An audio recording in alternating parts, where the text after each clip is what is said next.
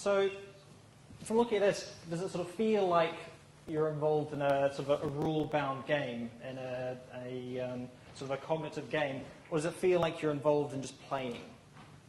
I kind of think that this is almost like a new sort of bacchanalia, sort of a different kind of festival of man as opposed to sort of being ripped apart by nubile young women in ancient Greece, you're more likely being fragged by some teenager in Netherlands and then teabagged. So it's not quite the same as ancient Greece.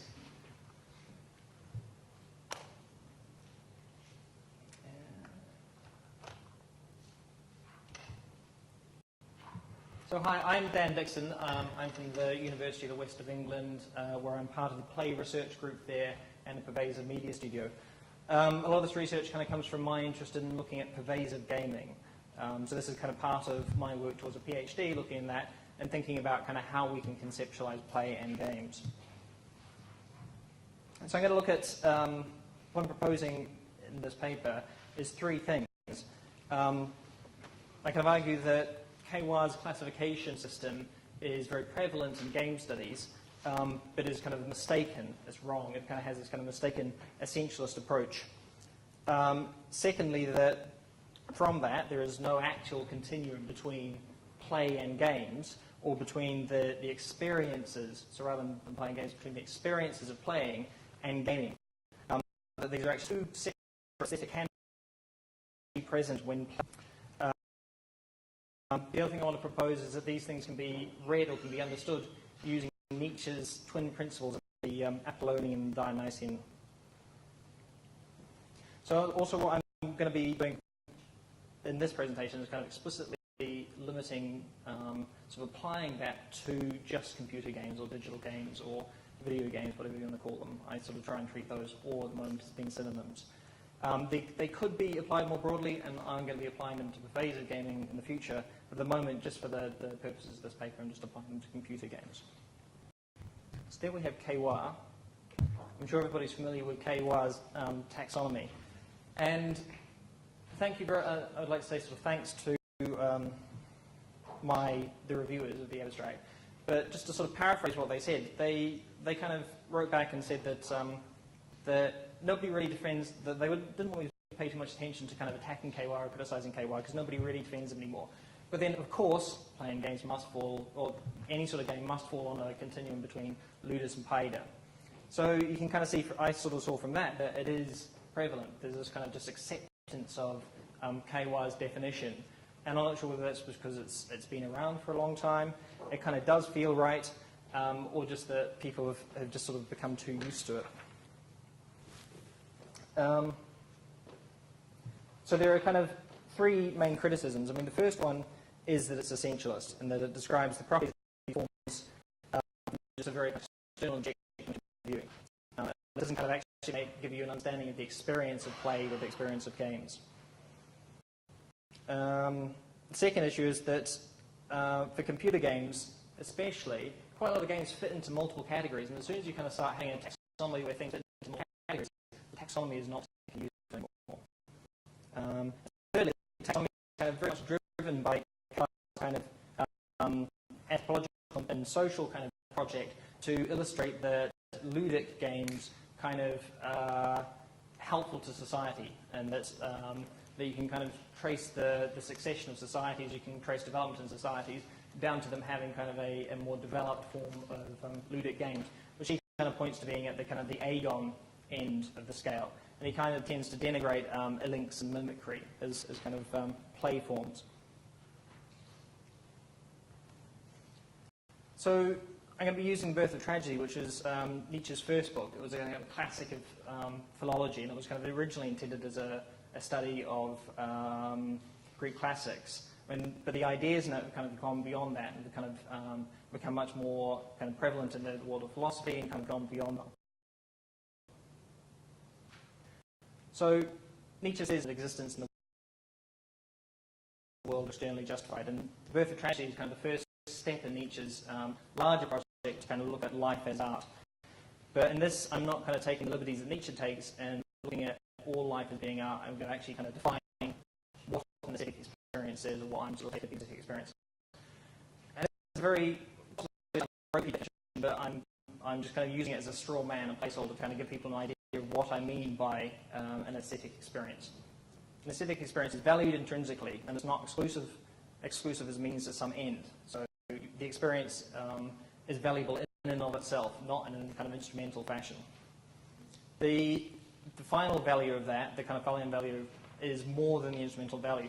So if you're, for example, if you're gambling, you might be winning and losing money in that, but the value of the experience is actually more because of the aesthetic quality of it than just for the paying for the money.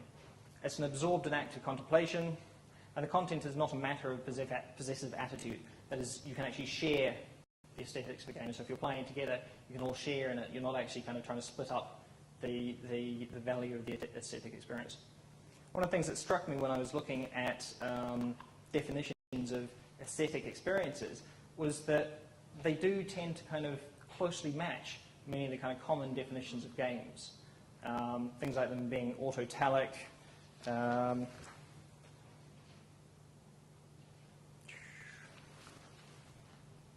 what else?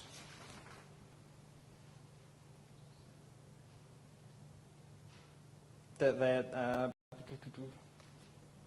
autotelic, that they're absorbing and shareable, and the social experiences.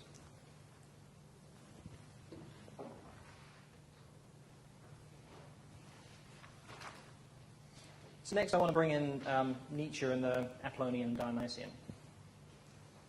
So I quite like these pictures. I especially like the picture of Dionysus, where this is, in this case, it's the god Bacchus, who looks much more like a gamer than Apollo does. So one of the important things about the Apollonian and the Dionysian is that they're not simple, equal, binary opposites. They're actually set up to kind of be intertwined, as Nietzsche says, intertwined dialectically. And that the Apollonian actually emerges from the Dionysian. The Dionysian is primal and first, and the Apollonian emerges to kind of make sense of the wild, chaotic nature of the Dionysian. So the Dionysian is characterized by the physical, and it's generally kind of attained through intoxication. It's kind of understood through symbolic intuition rather than kind of cognitive processes. Most importantly, I think for us, it's attained or kind of achieved through dance and the intuitive bodily response to music. So improvised music, as Nietzsche says, is the thing that kind of comes closest to Dionysian, and kind of this urge to just kind of like create music and to dance along to it. Apollo, on the other hand, is kind of from the world of dreams, the world of illusions. It's kind of, he's cognitive and rational, and the kind of aesthetic experience of that is a cognitive and rational. It's a very understandable experience. And it's available to us through the kind of the literary and the plastic arts, sculpture, painting, that kind of thing, as well as literature, writing, and theatre. The other important thing is that the Apollonian also is kind of individuating, whereas the experience we have when we're having Dionysian experiences is very social, it's very shared. We feel one on the whole, it's very festive.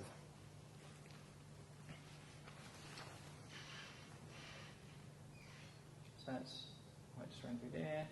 So Dionysian, physical, ecstatic, chaotic, intoxicated, musical, and it's experienced through dance. The Apollonian is cognitive, individuating, understandable, illusionary, and it's attained through the visual arts and through narrative. So, interesting point that Gadamer makes, play is less the opposite of seriousness than the vital ground of spirit is nature, a form of restraint and a freedom at one and the same time. So what I propose, as I said, is that we have these two kind of separate aesthetic principles, playing and gaming, that kind of match a little bit on what Callois' definitions are of ludus and paideia. But instead of looking at them as kind of in an objective sense, we're looking at them kind of as an aesthetic experience. And I'm carefully kind of choosing the terms playing and gaming to make sure that they're active, they're verbs, they're things that we're actually doing, that we're engaging in. And the idea being that they're intentional, we're actually playing something or we're getting something, we're taking part in an activity, they're not just an objective activity in their own sense.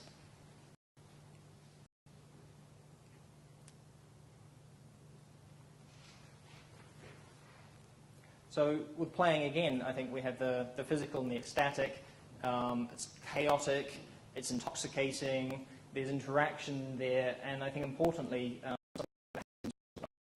rhythm, this kind of nature of rhythm. I move on. Mature manhood, that means to have found the seriousness one had as a child at play. Another interesting quote from Nietzsche.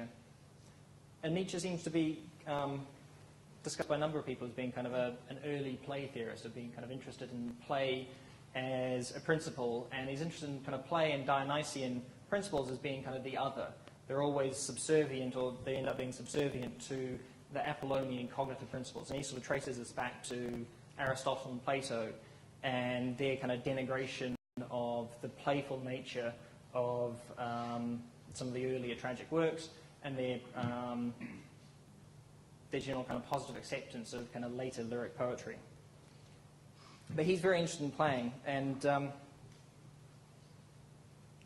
sort of one of the interesting things about play that I sort of got from Gadamer was Gadamer kind of, I was reading through Gadamer, Gadamer kind of looks at playing as being this kind of principle of movement, this kind of, and he kind of picks up on the etymology of it, that's also picked up on by people like Heisinger, that play is all, that in many languages is associated with movement, and there's this kind of idea of kind of play, the interplay of things, or the moving backwards and forwards. The kind of the history of the word in some languages kind of comes from the same kind of or has the same sort of association with movement as dance, so it comes from the same kind of word root as dance. So it's interesting that movement is part of the Dionysian aesthetic, and is also part of this kind of etymological kind of foundations of the word play.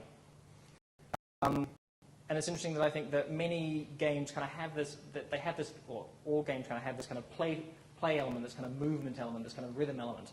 Even if this kind of rhythm is, it's not kind of a musical rhythm, it's a rhythm of you interacting with the game. It's the game kind of having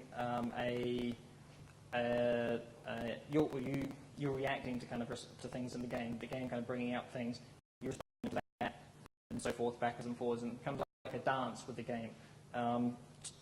And kind of, if you look at kind of things like shoot-ups and side-scrolling shooters, you can kind of see that there are rhythms in those, there are patterns. They're kind of a dance to kind of good players of that. There's a way that you kind of move through that, and there's this kind of fundamental nature of movement in there.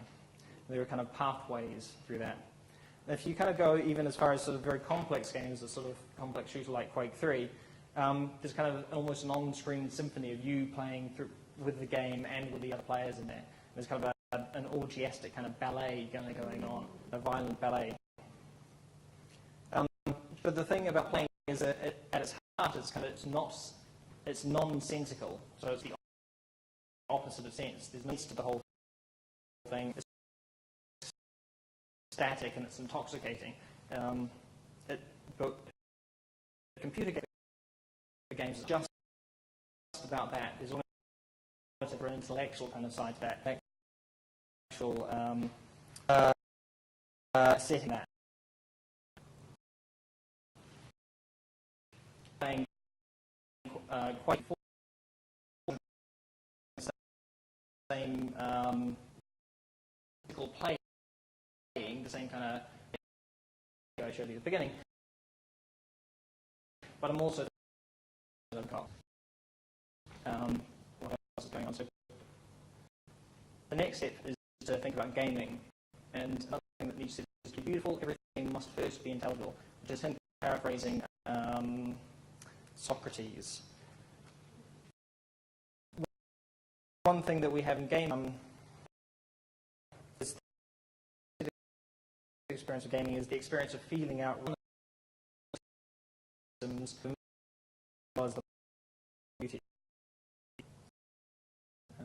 If we look at kind of things like role-playing games, these have kind of complex rule systems, and they kind of deliberately expose these rule systems to the player.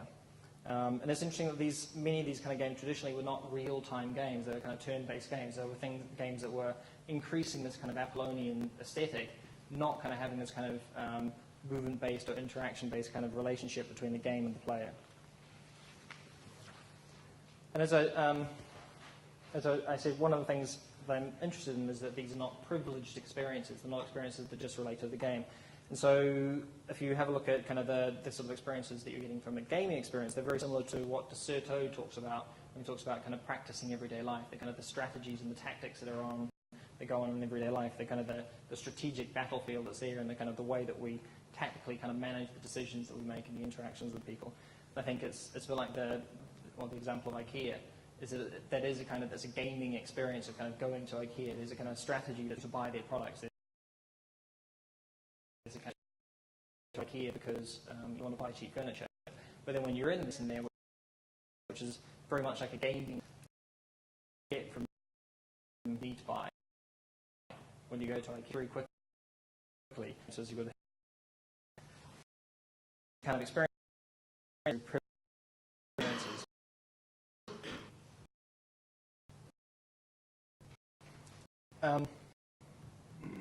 So understood from these principles, gaming is kind of it's an inherently individuating experience, whereas the playing aesthetic is one that's kind of communal and shareable.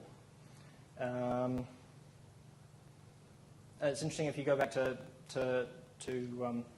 Heisinger, he kind of looks at play and gaming as a whole as being kind of an important part of culture.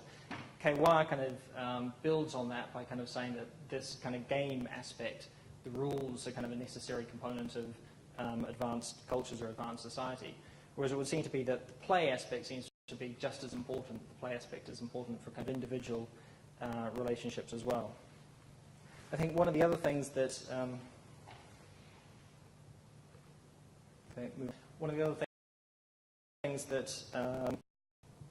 of looking at these kind of aesthetics is a way of kind of understanding Dixon Mahali's flow states as well, without kind of saying that you have to be in a flow state to play a game. That when you're playing a game, I mean, many of the discussions about to say that when you're playing a game, you might be in a flow state. Flow state is enjoyable. The kind of the logic is that you're in a game, you're in a flow state, therefore it's enjoyable. The only way to enjoy a game is to be in a flow state. Whereas I think understanding these kind of gaming and playing aesthetics as being kind of aesthetic properties of gameplay means you can actually have an enjoyable gameplay experience without resorting to any kind of flow state as being the reason why you're enjoying that. So I think there's no ontology necessary in this system. The focus is on the aesthetic experience. Gaming and playing, 2 minutes, thanks. Gaming and playing are but intertwined is present. And I think the Apollonian and Dionysian are merely start points. They're a way of kind of beginning to think about these kind of game forms or these kind of play forms, but I think they need to be developed further because it's not actually Nietzsche. Is flow, all gameplay is flow. I think one interesting thing about the Dionysian playing is it is intoxicating and addictive. Gaming is an addictive, or playing is an addictive part of gameplay. The other day I downloaded and played Fat Princess, and although it's not a very good game, I found that I'd spent about 3 hours just kind of respawning, running out, shooting things, respawning, running out, shooting things, just kind of in this sort of dance with the game. And I think another interesting thing that will be coming through is kind of new physical interfaces, kind of gestural interfaces, haptic interfaces. The Wii controllers kind of spawned this, but as you can kind of see, Sony and Microsoft also have their approaches to it as well. And I think that one way, quite a lot of people talk about narrative, or narrative as kind of being the route to games being art. And I think that if we look at kind of this interplay between the Apollonian and the Dionysian, it gives us another way to think about the route to games being art. And the route to games being art is not necessarily through narrative or through rule structures, but through the physicality of the game. And that's it. Thank you.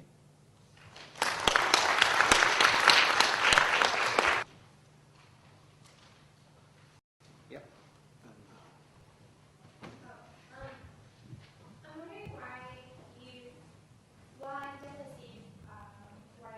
intoxicating to talk about the Nietzsche part of it. Can you say more about why you would also tack on addictive to that? Because as soon as you did, immediately I just thought about a lot of the qualities of the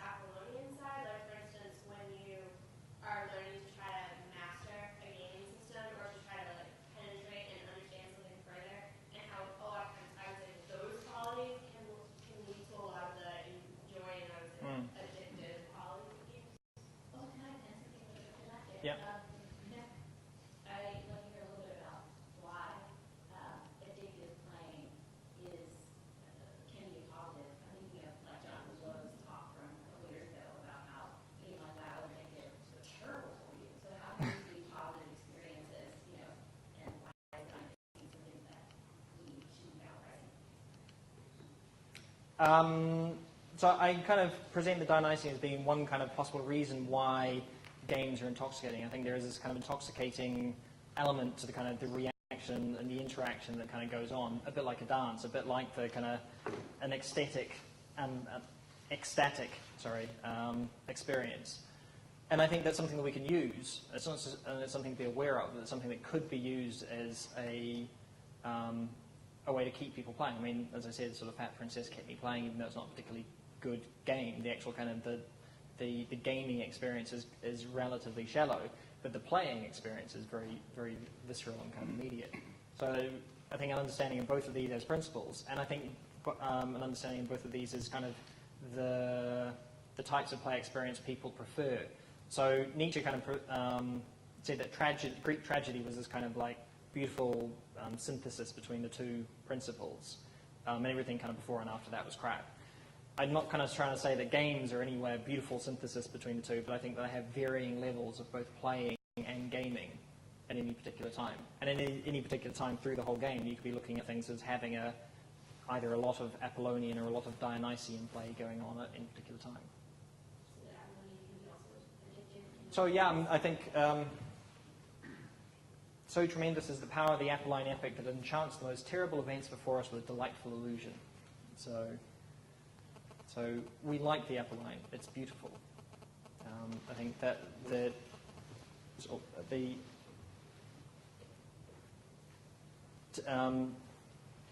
so paraphrasing Socrates, as Nietzsche was saying, to be beautiful, everything must first be intelligible. And the Apollonian ideal is beautiful, as we like to look at it. It's Apollonian graphics engines, there's kind of the reality, the photorealistic or hyper-realistic games, as opposed to the Dionysian, which is kind of much more raw. It's more like Tetris is Dionysian, not Apollonian. Actually, it's a bit of both, I think, but the rawness of bad example. I think Tetris is an interesting example because there is a Dionysian element to it. There's a rhythm to it. The pieces kind of come in, they drop down, they get faster and faster and faster, and you're interacting with it.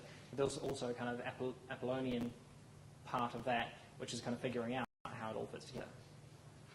Was there also a question? Just briefly, at the end, you mentioned the physicality of the game. Can you talk about the kinesthetics of the experience inside the engine, or what did you mean? I mean, I think it kind of encompasses both. There is a kind of there's a feeling of embodiment in the games themselves, and there's a movement inside the games that we get some kind of embodied experience out of. But even in Tetris, where the things kind of moving around, there's kind of relationship to the movement that's kind of going on there that we get an aesthetic experience from. But I think that if you look at things like, even just with the control pad and kind of the pushing of the buttons, the kind of movement that we're going on, we see something happen on the screen, we push a button in reaction to that. There's something kind of going on there, which is the Dionysian. It's us submerging kind of our individual understanding of things into this kind of intuitive reaction to just what's going on. And I think you can kind of see that in, say, if you're playing a big shooter, it's not necessarily rhythmical, it's not rhythmical like Tetris, but you're kind of submerged in this kind of like action, reaction kind of dance that's going on.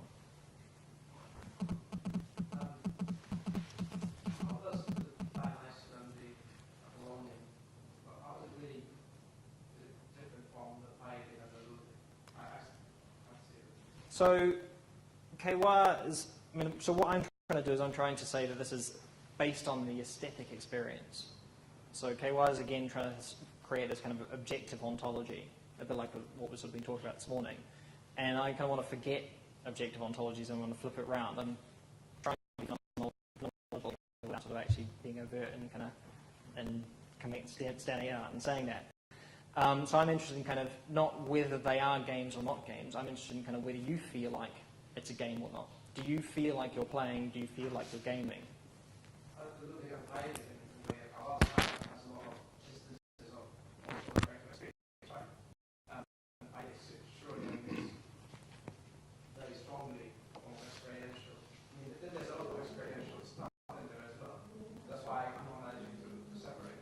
Yeah, I think Callois is a bit messy with all of that. Some of the things are resorting to defining them by the feeling. So Links is all about the feeling. Their game's about feeling.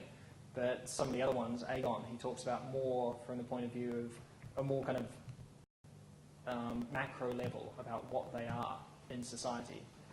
He's not talking about individual games as such or the individual experience in a game. He's talking about how do competitions work for society, how do they kind of make society work better, how do the kind of negotiated rules that take place in a game influence the negotiated rules that take place in society or in legal systems.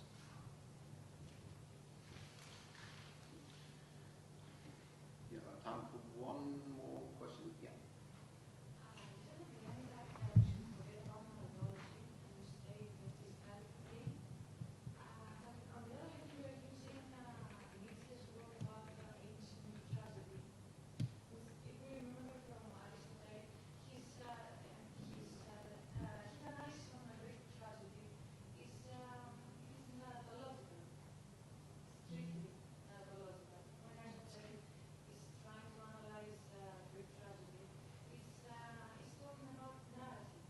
He does talk about narrative. All I'm saying is forget narrative as a route to games as art. So there's this kind of, and it was mentioned a couple of times this morning about when are we going to see the kind of the piece, the game that is considered to be a piece of art. And all I'm saying is that a lot of people talk about narrative as being the route to that, about kind of so that the storyline of the characters, whatever, being the way that you can engage in a game that would raise that above being kind of just a piece of popular media. But I'm just saying, forget narrative as being a route to games as an art form. Well, maybe not completely forget it, but also think about this Dionysian aesthetic as well. Think about the rhythm, think about what's going on there. So I think rhythm, that kind of the rhythm of interaction, the rhythm of kind of gameplay and response is as important, if not more so. That's kind of the underlying nature of games. I think a lot of what was discussed this morning was very much about games and the kind of the ludic structure, very much about the Apollonian, not very much about kind of what our physical experience of kind of playing a game actually is.